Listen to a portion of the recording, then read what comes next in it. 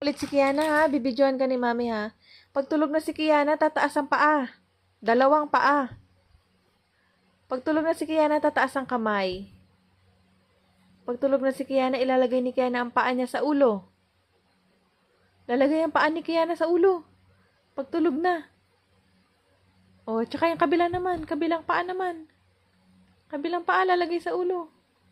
Anong galing talaga, tulog na. Patingin niya kung tulog na.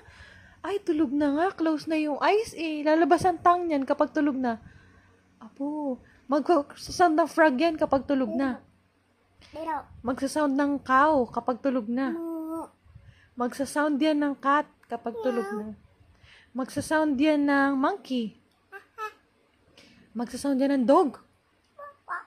Ay, tulog na talaga. Tataas ng kilikili, patingin. Ang kilikili, nasaan? Ayun, ang kilikili pala. Tulog na nga.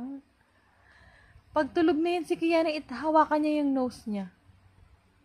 Ayun, tatanggalin ang nose. Tatapon. Ay, tinapon na yung nose talaga.